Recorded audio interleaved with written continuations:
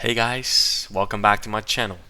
Thank you so much for your continuous support, and I appreciate that from the bottom of my heart.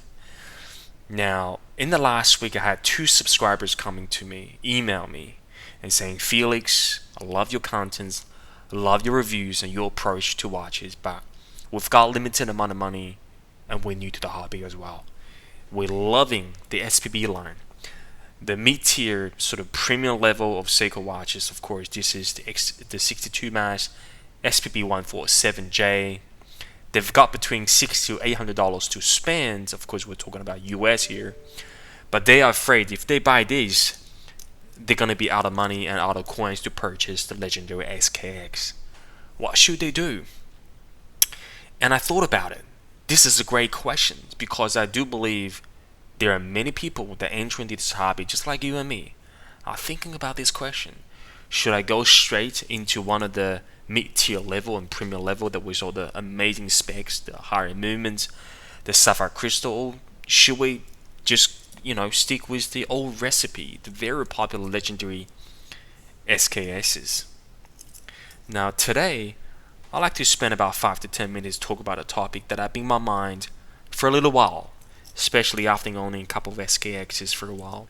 And I think, you know what? I'm gonna tell you the answers. If you can afford them all, have them all, because they do, and they can exist in the same collection. But my today's topic, look, is probably going to be controversial.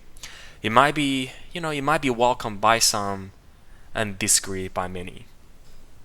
But as you know, that this channel is funded and inspired by the idea of loving your watches, not selling watches. It's based on the idea that the watch collection can be a very healthy hobby and will provide good energy towards your life, not creating unnecessary stress in our lives, especially considering how full on and the stressful our life can be in today's world. Look, collecting wristwatches is a great thing to have in your life. And even with a couple years experience in this hobby, I think this hobby will stay for the long term. Of course, this hobby might be involved, into different trends and preferences in the history of time. But what's not going to change is people always going to have appreciation towards watches, especially dive watches.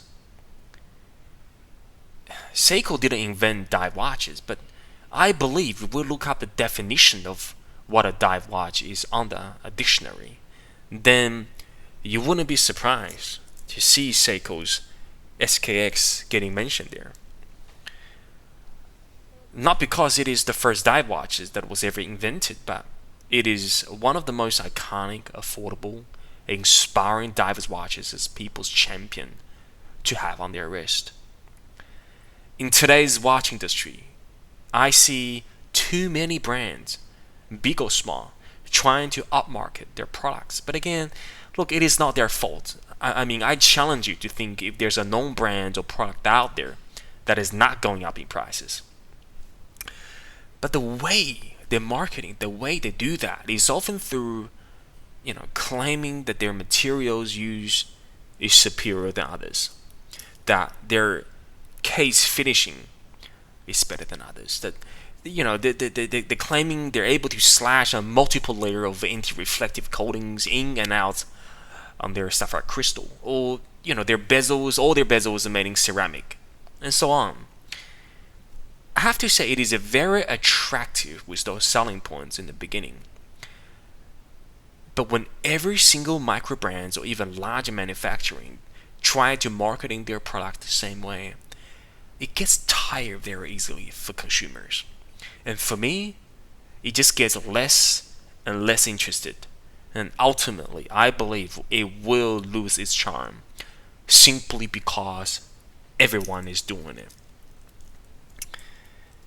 And I won't be surprised by that because although those specs and materials are nice, but no material success can be truly had based on those surface information alone.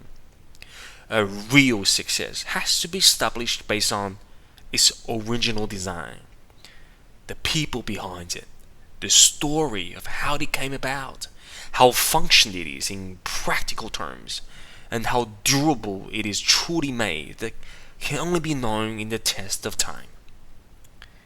And on that, Seiko SKX is the true champion of all. It almost exists on the same level of a Rolex Submariner, that it gives full respect to the Rolex, but at the same time, knowing that the Rolex will respect back. And in my eyes, and more importantly, these watches, these SKXs, they teach us a lesson. That in the long term, we don't have to be fancy at all. We don't have to dress in expensive clothes and shoes. We don't have to drive a fancy car or live in a fancy house to have a true spirit of life. Although it is nice to have those things, but it would be a huge mistake to conclude that your life won't be good if you don't have them. As a society today, I think we need to go back to the basics, like what a SKX is a watches. You don't need to try to show off your fancy skills. You don't need to learn how to manipulate people in order to get what you want, or learn how to tell a good lie. Just don't. Be who you are, and be proud of what you are. Just being honest with yourself and your ideas. Don't try to change yourself in order to please others, because others can change too. Fully embrace who you are and what you're good at, and hone at that skills, developing it, perfecting it, and you will have a great life in material and spirit. Lastly, on this topic, I wish you all having a great time and journey with your collection, and have a strategy for it. And remember, every time when you're having doubt with yourself, remember this: watches don't make the man. Man makes the watches. And with that said, I appreciate you watching this video, and no doubt I'll see you guys in the next one. Peace out.